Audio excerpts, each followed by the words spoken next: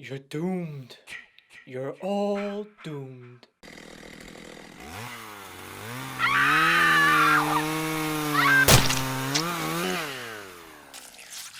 Welcome to Horror Franchise Wednesday. We are starting the Friday the 13th franchise. I'm super excited.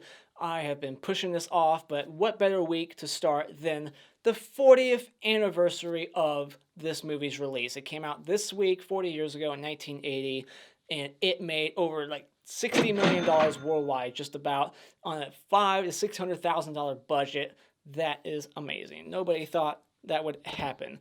So one thing I'm going to do is get into some behind the scenes trivia, things I've learned from like the commentaries and Crystal Lake memories. So don't actually me in the comments. I'm just getting my information from other sources, people that made the freaking movie. So don't actually me. Don't come at me in the comments like you're wrong.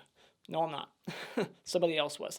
Now, just a little quick memorabilia show-off thing. I got the hat, Camp Crystal Lake Counselor. I was going to wear it for this review, but it does not look good on my head. It's a very bulky, weird, it just looks odd, so I'm not going to wear it. So Friday the 13th was directed and produced by Sean S Cunningham, who previously did Porn back in like the late 60s, and then he worked with Wes Craven on Last House on the Left in 1972 or 3, and then he made a couple of kids movies with the writer of this movie, Victor Miller, and those were flops, and then Halloween just blew everyone's minds. It made so much money, and Roger Ebert even loved that movie, and he's like, let's rip that off.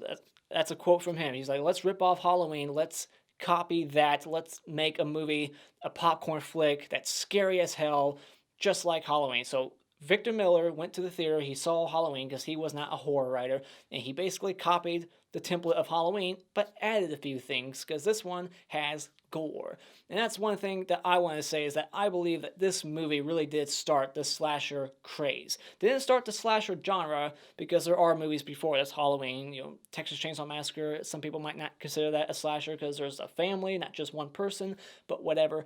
Peeping Tom, Twitch of the Death Nerve, Psycho, whatever. This one started the craze. When this came out in that same year and the year after, there was just hundreds and hundreds of movies that were trying to copy this movie. Then there was all kinds of holiday-themed horror, and it just was trying to emulate the success of this movie. And this movie was indeed a success. Now, Sean S. Cunningham also wanted to copy the title of Halloween. Like, all right, let's make it a holiday. But they came up, not a holiday we really know. He made up Friday the 13th, and Friday being the weekend when kids would have sex and do drugs, and 13 being an unlucky number. That's my reasoning. I'm not sure why he had that title in his head, but it just kind of came to him, he said. And he put out an ad in the paper, like Friday the 13th, tagline, scariest movie you'll ever see, or scariest movie ever made, and it just said Friday the 13th, that's it. And then people were just like, what the hell is this? I want in on it, and they just were like flocking to Sean S. Cunningham, like, let's make this movie. This movie was shot at Camp Nobi Bosco. It's a real camp, and it still exists even to this day. Sometimes they even let other people come in that aren't, members there, because it's like a private group, I guess. You can't just walk in like, hey, I'm a fan. They're going to kick you out. And that's a shame. I would be that guy. Like, hey, I'm a fan. Can I see where the canoe is and take me to the dock? But you can't. So that's a shame. But it still exists to this day. It's in New Jersey, and it was shot on location, which I'm a fan of. I don't like movies shot on like sound stages because sometimes you can tell, especially if it's a low budget film on a soundstage, you can tell. Now the killer in this movie was supposed to be missing a finger in the original script, but I guess they decided to scrap that. Now this movie was also rewritten. It got a second draft by Ron Kurz, who regrets not having his name credited with Victor Miller because of the success that this movie made. He was like, this movie's probably gonna bomb. I don't want my name attached with, Victor Miller, so just leave me out of it. And then it blew up, and he's like, oh shit, I'll write the second one. Now the whole ending thing with like Jason coming out of the water, whose idea was that?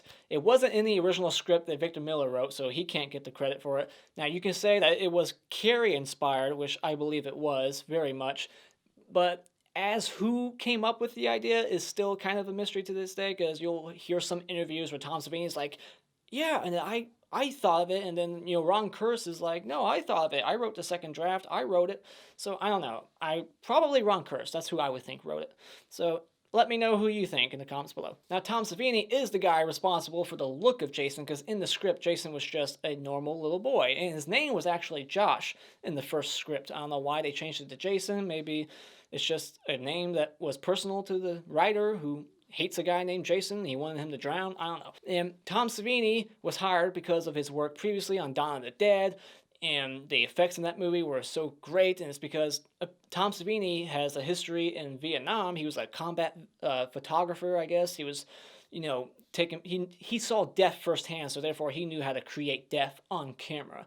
And they loved his work on Dawn of the Dead, and that's how he got his job on this movie. And then after this, man, he was just getting job after job. The Burning, The Prowler, Maniac, so on and so forth. This guy had a heyday in the early 80s. Another interesting thing about Tom Savini and his assistant, Tanso, I forget his name. Tasso has a weird name. They played a killer in this movie throughout the first, 80 minutes. Before, you see the killer, Betsy Palmer, it's them in the outfit. And it's even Tom Savini who gets thrown through the window. When, that one victim gets thrown through the window, it's not actually her, it's Tom Savini.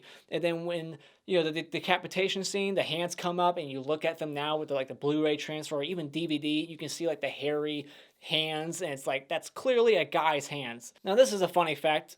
When Betsy Palmer got the script, she was like, this is dog shit. Who the hell would want to be in this movie? But her car broke down and she needed money, and they were going to pay her $1,000 per day. And I can't imagine how many days of shooting time she had with such small amount of screen time.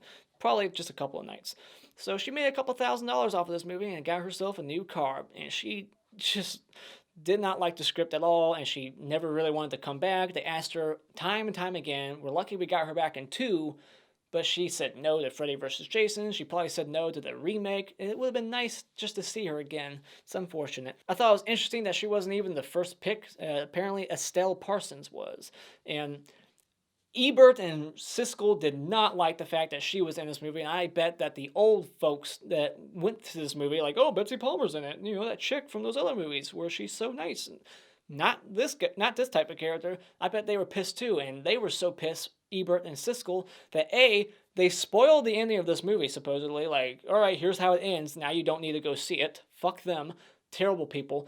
And then they apparently sent out the address to somebody connected to Betsy Palmer or Betsy Palmer herself. They gave out her address or somebody close to her so that people could get angry letters to her easily. Now, just a quick interesting fact about the score that we all know and love, the ki ma ma ma, which for the longest time I thought was ch ch ch. And I'm not alone on that. Even Betsy Palmer in interviews, she'll be talking and then she says it the way I just said it. So it's kind of everybody hears it differently. But it is officially, without a doubt, ki ma ma ma. If you listen very closely, it is that. And apparently there's this device called Echoplex that Harry Manfredini has, and he just took the words kill and mom when she's saying killer mommy at the end, and it's just ki from kill and ma from mommy put together, and it makes that sound. Interesting story. I thought that was very awesome to hear. Now, Ari Lehman is the first official Jason. He plays Jason in this movie in the little flashback memory of Betsy Palmer where she's looking in the distance and she's seen the image of her son drowning. He plays Jason because Noel, Sean's son, wasn't allowed. The mom was having none of that. She wasn't going to have her son be out in that cold-ass water in October. And I found out recently that Steve Miner had a role in this movie too. He went on to direct part 2, part 3, a House movie, and Sean produced those as well, and then he went on to direct H2O, but he's a production assistant in this movie, and he's the one that recommended Ari Lehman for the role of Jason. And last but not least, Adrienne King, the final girl, the first final girl of this franchise. She was stalked after this movie, and that is just crazy to think about, that this movie got so popular that some nutcase out there stalked her and even held a gun to her head. And that's probably why she wasn't in the second movie so long. Now let's get into the movie. Alright, so Friday the 13th, plot synopsis. It's about a camp reopening many years after a murder, trying to get things going again. Let's get kids back at this camp. Camp Blood, it's a local legend that no one goes near that camp because it's just cursed. It's got a death curse, but Christy is going to open it up again, and when he does, people are getting killed one by a mysterious killer. So let's get into the things that I like about this movie. First up, the only character in this movie that I think is even likable, because let's face it, the writing of these characters isn't that great. Annie. Annie is my favorite character. It does this psycho thing where you think she's the main character. So I guess you could say this movie is not only influenced by Halloween, but also Psycho, and the score, very much Psycho. But Annie, she's just so great. She's such a sweetheart. She loves kids. She's like, I love kids. I hate when people call them kids, though, because it makes them sound like animals or goats or something. I forget the line. She's honestly like the only character in this movie that I connected with. I was like, all right, I like this girl. I want to see her make it. But unfortunately, that does not happen. And I love that this movie is a whodunit, but a unique one. Now, I would hate if this style of whodunits was in every movie where the killer at the end is somebody who was never even a red herring ever. I would hate that. But I love that they did that for this because it just makes it stand out. The fact that it's a whodunit and they're giving you these red herrings, like, ooh, maybe it's Steve because he's gone. He's been at the diner all day and he drives a similar Jeep. Or maybe it's this guy who's very good with the arrow. Just things like that. And they all wear similar types of shirts that the killer's wearing. I just love that they give you these red herrings and at the end they're like, oh, it's none of them. It's a character you've never met. I just love that. It just makes it different. It makes it stand out and makes this movie much more memorable because of it. That's like one of the things that people remember. It's like, oh yeah, that killer chick at the end who was never shown. There were moments where they clearly could have shown her, like when Annie's at the diner at the beginning. She could have clearly just been sitting eating pancakes at the end of that bar, or somewhere else, just anywhere. Just put her in the movie. Have her Jeep drive by in the background. Another thing I just love about this movie is the score. Harry Manfredini did a fantastic job ripping off Psycho. I'm sure it does sound like Psycho pretty much in some scenes, but it is, if it works there, why not? Use it again. It is a great score. It ramps up the tension. It lets you know when evil is lurking. And I love all the choices of shots, like the long shots, the stalking in this movie. Very Halloween-like. There's just shots that are long, far away from the characters, staring at characters from outside, looking in. I just love those shots. I love that stalker presence that the killer has in this movie, pushing like tree branches out of the way, just seeing the legs walking through the woods. I just love that. And I love that this is shot on location. I love the atmosphere in the movie. In the third act, it gets all stormy, which becomes kind of a trope in horror movies. Usually in the third act of a slasher movie, it starts getting stormy. There's rain and lightning. It's dark. But just to add more to the score, I love that it's only really used when the killer's around. It's not doing any kind of jump scare music. Like when that arrow hits the target, they could have added jump scare music right there, but they don't. Ta-da! Are you crazy? When there's loving moments between characters, they could add cheesy romance music or something. They don't. Another thing I really love about this movie is the killer, Mrs. Voorhees. Spoiler alert, you should know by now. And I just love that, it's a mom killer. You don't get that too often. A mom killing for her son. It's a revenge plot. She's trying to stop this camp from opening again because she doesn't want other kids to die because of promiscuous teens having sex. I love that. And I just love her performance, just the subtlety of her performance, like the things that she does with her face, when she just cracks a smile or a laugh, when she's like busting that door down, she just looks through and she smiles. I love Betsy's performance in this movie. It's not too over the top at all, and with the dialogue she's given, and you have a bad actor in that role, it could come off as very cheesy, but I think she pulls it off very good. And this wouldn't be a Mr. Hat review if I didn't say that this movie has nudity. Not a whole lot. I was surprised. This movie has less nudity than Halloween. There's more in that. You got Linda. You got the opening with Judith. There's much more screen time boobage in that movie than this one. You got Marcie, and that's it. It's just for a few seconds. I watched the uncut version, so who knows? Maybe there's less of it. And the ending. The ending is very iconic. It's very Carrie-like, the end scare, the final scare, which is another thing that this movie kind of added to the template that it was borrowing from Halloween. This one added the gore. It added the jokester character, Ned, that you will see in many of these other sequels. There's always a jokester character, but it also added the final scare that every movie is always trying to do now because of this one and because of Carrie and whatnot is that final scare. There's always that final scare. There's always that evil lives on that Halloween did, but this one was the final scare and it is effective. The scene just drags and drags and you're like, what's going to happen? And boom, Jason just comes right out of the water. It's all a figment of her imagination. That is confirmed. It was not supposed to be really Jason. It's just her imagination because she did get the story from Betsy Palmer's character, Pamela, whose name's not even Pamela in this movie. It's just Mrs. Voorhees. It's not Pamela until part 4. I thought that was interesting. She did hear that story, so it makes sense that she would have a nightmare about it the next morning. Now, my mixed thoughts on this film, and you're probably wondering where this was in my positives, that's the kills. You got Tom Savini doing the gore effects in this movie, and there's hardly any on-screen kills. I was shocked. Because I remember this being bloodier for some reason, because that's what everyone always talks about. It's like, oh, Friday the 13th, it was very bloody and gory. It wasn't trying to be all, tense and scary like Halloween was. Halloween was style and tension, and this one was just about the body count and the gore. I disagree. This movie actually has good tension in it, and some decent atmosphere in the third act, and some decent cinematography for a low budget. This movie's gore isn't really all that much. If screen time wise, if you were to count the seconds of when there's blood on screen and someone dying, probably 20 seconds or less. Honestly, you got the Kevin Bacon kill, you got Marcie with the axe in the head, you got the decapitation, and the slit throat thing with Annie. That's about it. Not too much gore. So it's a mixed thing. I like the on-screen kills, what we get. The effects are a little dated because of the transfer. When the transfers get better, the effects look a little weaker, but I still like that it's practical effects. I will take these practical effects over CGI every day. But on the flip side of that, the off-screen kills, there's too many. You can have one or two, but I think this movie has 5. You got the opening 2 people who die off camera. You see a little bit aftermath. Ned, aftermath. Christy, aftermath, Brenda, aftermath. It's come on, really that many? See, this movie is not that gory, so I don't know what the fuck everybody's problem was in 1980.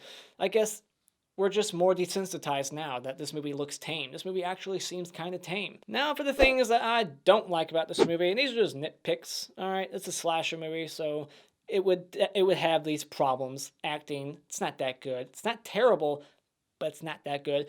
And the dialogue and the characters in this movie is not good either. The characters are very forgettable. There's no one that really stands out other than Annie, because I really like her, just her personality.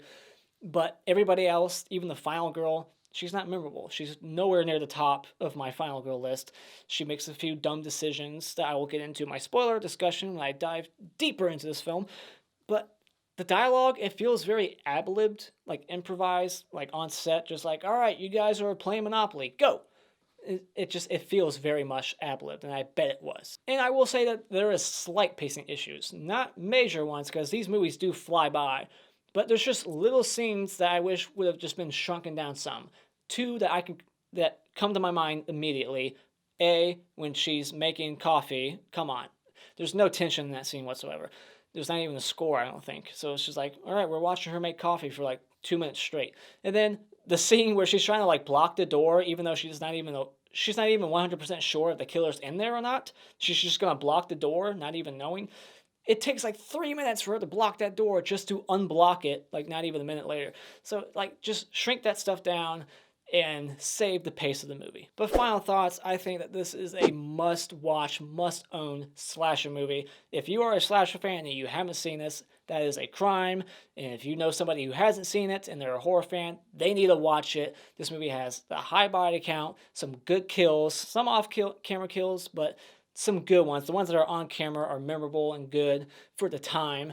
You got Tom Savini effects, you got a tremendous score, some good tension here and there. I love the killer in this movie. I love the reveal, the way it's done. So different. Would never get away with it today. But I just love this movie. It's got so much charm, so much nostalgia. So when it comes to Friday the 13th, definitely go out and buy it. Alright, these are going to be long reviews, and I'm sorry, but it's Friday the 13th. Alright, I have to get everything I want to say out. Alright, because I would hate to hit done recording and be oh shit! Or actually be even worse, I upload the video and it's like, oh shit, I completely forgot all those points I wanted to make. So it's going to be a long one. So let's get into the spoiler discussion. So this movie opens up in 1958 and we actually get to see kids at a camp. We won't see that again until part 6. I just loved that, like I said, my positives, the shots are very far away, so automatically it's like you as the audience are like stalking the characters from far away as they're singing Hallelujah. And there's a lot of, you get the opening POV kill, just like Halloween. She's going up the stairs. We see the two kids about to make love. She stabs the one guy, and then freeze frame. It just iconic logo, hits the screen, breaks the screen wide open. I love that shit. It's very 80s, kind of cheesy, but I love that shit. Here's a nitpick. I hate when movies say the present because this movie did not take place in 2020. All right, it just ages the film. It's ridiculous. Quit saying the present. It could have just said 1979 or 1980, whichever. Pick your poison. So the present, stop it. Apparently, the city that they're at in this movie is called Camp Crystal Lake or something. Yeah, Crystal Lake.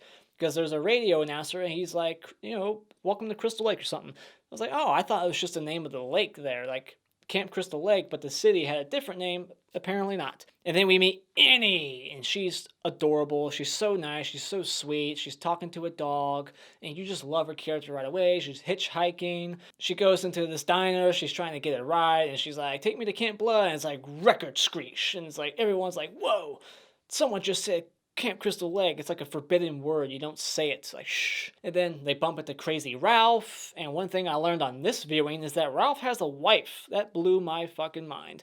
Apparently he's married, because there's a line of dialogue from the cop later on, like, yeah, his wife was worried sick. It's like, he's married? Jesus Christ, that guy's nuts, and he still found love. What the fuck is my excuse? Some could say that Ralph is the Loomis of this franchise. He's there to warn everybody of the evil that's going to come. So then, yeah, we find out that there was a drowning in 57, and then there was the murders in 58, and then there was fires, not campfires, that's normal. There was fires that took out the forest, apparently, and then there was a problem with the water. The water went bad. So we can just assume, I guess, that Pamela Voorhees did this shit.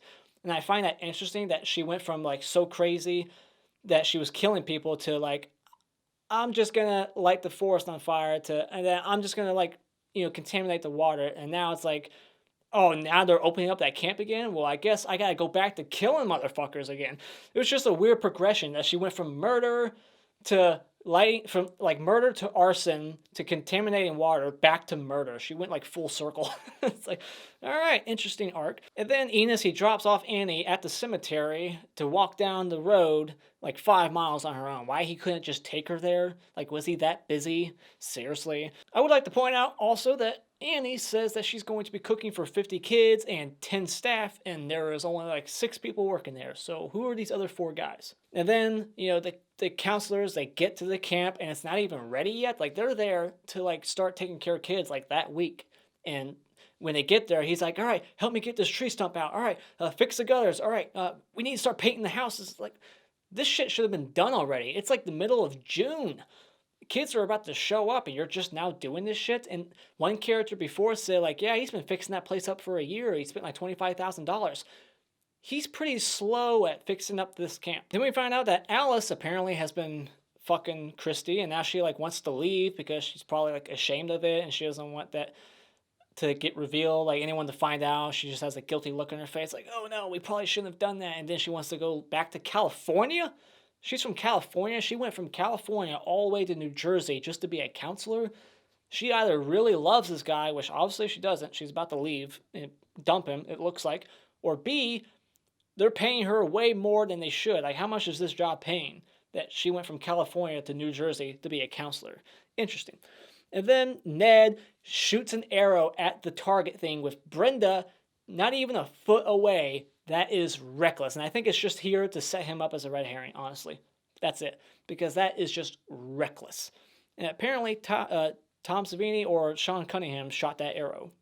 Behind the scenes trivia. And then Annie gets picked up from the killer. And I love this scene. This is like one of the best scenes in the movie. It has the best tension, just like she's looking around like, that was the road back there. And then the music kicks in and she's like all nervous, like, let me out. And then she just dives out. I love that she just jumps out of the car, starts limping through the forest. It's just a very tense chase. And then she just gets her throat slit wide open. You get the Tom Savini effects.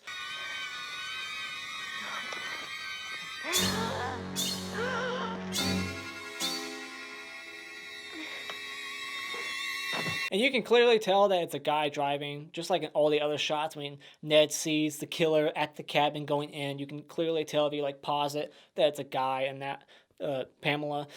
And then, yeah, Ned does another prank in the lake where he's like, I'm drowning, and they try to save him. And you would think Pamela would appreciate them saving him because the counselors didn't do that for her son. So she should have saw that and be like, oh, maybe these counselors are legit and I should let them live because they're trying to save Ned. You know, just a little thought. But yeah, Ned's a prankster. He's a dick, and you just want him dead. And then they kill a real snake in this movie. There's a real snake, and they freaking chop it into pieces with the machete. That's going to come back into play later on. It's the iconic weapon of the franchise. So the first thing that ever got killed by a machete in this franchise was a snake. And then we get the cop, he shows up, and he clearly fell off that motorcycle. When he's driving away twice, it looks like he's like about to lose his balance. It's pretty funny. And then they play Strip Monopoly. And here's something I noticed on this viewing. Every time they roll the dice, they say what the number is, and it clearly is not. She's like, double sixes, and it's clearly a 2 and a 1. That's 3, not double sixes. And then we get some Kevin Bacon butt. We get to see Kevin Bacon's ass in a sex scene, and there's blood on the pillow. I like that. That's something else I caught in this viewing. I never noticed it before, but when they're making love towards the end, when Marcie's about to leave, you can see blood on the side of the pillow from Ned's body dripping down. Unfortunately, he got killed off camera. That's lame. And then we get the iconic arrow through the neck kill. And with this transfer, unfortunately, you can tell it's a fake body. But at the time, it was a great kill. One of the best kills in the franchise. One of the most iconic ones. The big old gush of blood that just comes squirting out. Because apparently, like, Tom Savini blew really hard into the tube below. Blood just came pouring right out.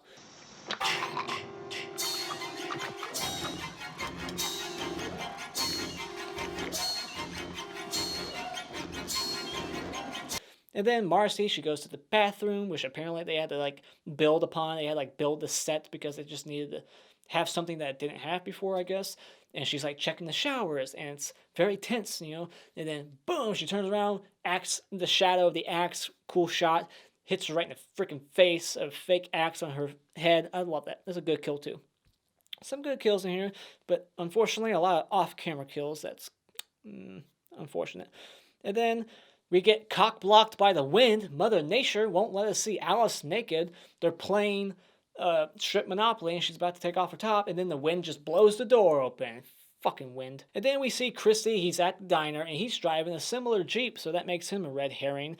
And he's so nice to the worker there. He's like, keep the change. So it's like, oh, well, he clearly can't be the killer because he's at the diner, and he's such a great tipper. I love that Pamela does this voice thing. She could like sound like her son. It's almost like she's possessed by her son. I know she's not really possessed, although you could argue, maybe. But it's like she's possessed by her son. Like she has a split personality where she kills when she's in Jason mode or something. But although that's not true because at the end she's clearly attacking Alice while being Pamela. But I just like that she uses Jason's voice and she's like, kill her, mommy. And then she's trying to lure Brenda to like the archery range. She's like, help me, help me. I just love that. It's so creepy. And then another creepy scene is where they see the axe in the bed. I don't know why Pamela did that. She's just trying to be a prankster herself. She hides the axe on the bed for them to find and scare them. And even though they're scared by that, like they're scared enough to go to the office, they don't have a key, so they have to break the window open to get inside. So they're scared enough to do that. But then immediately after that, Alice just goes to bed by herself. Like, Bill's about to leave to go to the generator. And he's like, you're going to be fine by yourself? She's like, yeah, I'm fine. I'll just sleep, even though there's possibly a murderer out there. We saw a bloody axe on the bed. Now she's just fine. Like, she's not scared no more. A line in this movie that I don't understand, I guess it's just a phrase that I've never heard it before, is, if this is a joke, I'm gonna brain them. Brain, like your brain, I'm gonna brain them. I've never heard that before. Anybody ever use that expression? I'm gonna brain them. I had the captions on so I can tell you 100% that's what he said. I'm gonna brain them. And then we get a couple of horror cliches in here. You got the phone lines cut. Oh no, we can't call for help. And then, oh no, the car won't start. And then Steve Christie arrives to the camp and he encounters Pamela and he just immediately gets killed. And I feel like, if anything, he's the one who should have gotten that speech that Pamela gives to Alice, because he's the one opening up the camp. He's the one that triggered you and started your rage to start killing again, and you're just going to kill him very quickly and then all of a sudden give this big speech like the end of Scream does. At the end of all those movies, you're going to give your big motivation and reason why and how to Alice when she has nothing to do with opening up the camp. Like, that makes no sense writing wise. And I just would have liked to have seen some kind of exchange between Pamela and Christie. He should have gotten that speech, not Alice. And then we get the coffee scene that goes on for way too long. She's making coffee for like 3 minutes straight. And then we get this awesome aftermath kill. It's the best aftermath kill in the movie.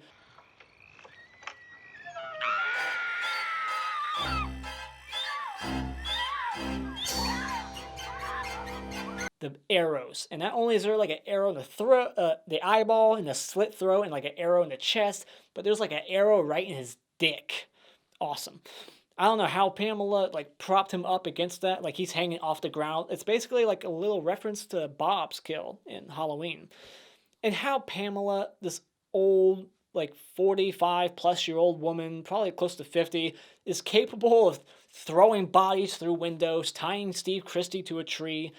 You have to stretch, disbelief, whatever.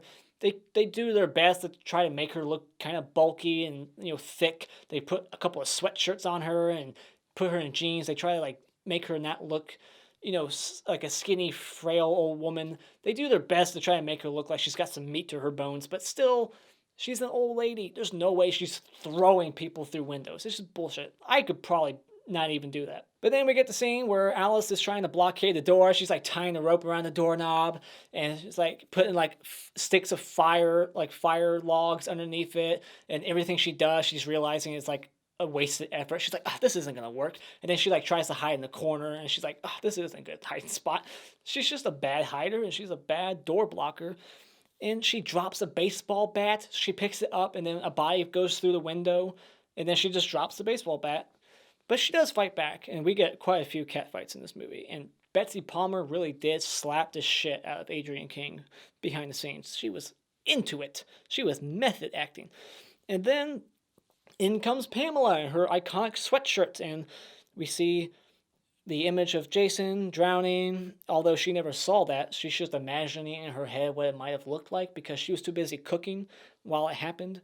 They were too busy making love. Then we get this cat fight, or she's bitch slapping her. It's like, that's another thing that you can nitpick. It's like, okay, you're killing these people easy peasy, stab, stab, stab, throat slice. But you get to Alice and you resort to slapping her a bunch. Like, what did Alice do to deserve such punishment? Like, she's beating the shit out of her. Like, she's the one that was fucking around in 1957. That makes no sense. And another thing I thought about in this viewing is the people in 1958, the two counselors that were going off to make love and got killed. It's just an interesting thought to me. What if they were the ones that were actually responsible? What if she actually found out who they were, and those were the ones? The opening kills, it was them. And that's why she didn't kill no more after that, because she only committed murder for those two people. And then after that, she set the fires, and then she contaminated the water. So I want to believe that those two that got killed in the open were the ones responsible. They were the ones on the shift that night. It was their duty that night to watch Jason, and she got revenge the next year. Like, fuck you. Awesome. That's just my thought. So that was my little theory I came up with on this viewing. That's what happens when you watch a movie 1,000 times. You start to overanalyze and be like, well, what about this? What if they were, So then, yeah, she's hiding in the food pantry, and then she, like, has this Shining moment. She, like, and this came out the same year as The Shining. She breaks the door open somewhat, looks inside, she smiles for a second, like, haha, I found you. Love that. I just love the performance from Betsy Palmer in that scene. And then she hits her with a frying pan, she hits her with a fire poker, she hits her in the crotch with a rifle, and she just keeps dropping the weapon, dropping the weapon. It's like Victor Miller watched Halloween. He was like, oh, Laurie's doing that, so my character's going to do that. And then she goes to the canoe. Why not the car? She goes to the Jeep at one point, and Annie's body is in there. That's just morbid. And she's like, oh no, I guess the car's not drivable because there's a corpse in it, so I gotta try some other mode of transportation.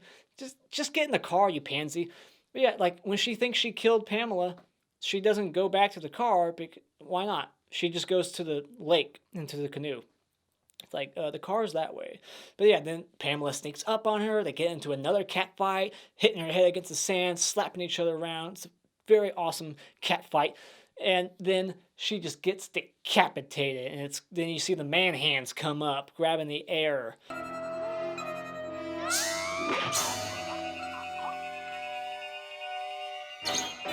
It's in slow motion too, which I like. And you can see like little toothpicks that were apparently holding up the fake head. It was like a little toothpick. If you pause it, you can see a toothpick in there. And then she just gets in the lake. And then for some reason, the cops show up the next morning. I'm not sure who alerted the authorities, who called them, because they never called them. But they're there, and then boom, Jason pops up, drags her in the water, and then they retrieve her body. I don't know how she didn't drown, because they say, yeah, we grabbed you from the water. Did they grab her from in the water, like she was drowning, or did they grab her from the canoe? Because if she really did fall, it would have taken a while to swim out there and get her body. Like, she would have drowned. I think she would have been dead. And then she's like, what about the boy? And he's like, we didn't find any boy, ma'am. And then he's still out there. And then you see like little like bubbles, like air bubbles, or maybe it's just rain. I'm not sure what's supposed to be. Probably just rain, but it looks like maybe there's like an air bubble coming up, like someone's underneath the water. And then it's over. Cops arrive at the end cliche. Alright, now this is something I'm going to do for all my reviews, and that's my Mr. Hat Award ceremony. Let's get into it. My favorite character in this movie is Annie. She is just so likable, and it's a shame she had to be the first one to die. My least favorite character in this movie, the Mr. Hanky Award, goes to Ned. And the Funny Bone Award for funniest moment in this movie goes to when Alice throws the lifesaver at Ned trying to save him, and it's such a wasted effort. It makes me laugh every single time. And the best shot in this movie is when Pamela is looking at Alice in the food pantry after she breaks open the door. I just love that smile on her face. And the Clapper Award for best scene in this movie goes to when Annie gets picked up and she jumps out of the Jeep and she gets chased through the woods. I love that scene. It's so damn tense, and I cannot say enough about it that I like. And the best kill in this movie is Jack, aka Kevin Bacon, who gets the arrow through the throat. And the worst kill in this movie, Mr. Twig Award, goes to Ned, because I wanted to see him die the most, and he gets his throat slit off camera. That's some lame-ass shit. And the Hottest Chick Award is surprisingly the girl in the open. I thought she was very cute. It's a shame we didn't get to see more of her. Those are my thoughts on Friday the 13th. I know this was a long one, but hey, that's my channel. I like long reviews. I like to go in depth. I like to nitpick and point out stupid stuff and really get all my thoughts out, because I can only do this once. I'm not going to make multiple reviews like, oh, second thought. But thank you so much for joining me tonight. If you like what you've seen, you can hit this like button, and you can share it with all your friends if you want. You can become a Patreon for as little as $1 a month to request movie reviews, and you can become a subscriber if you haven't done so already just by clicking on my cartoon face in about 5 seconds. And until next time, auf Wiedersehen.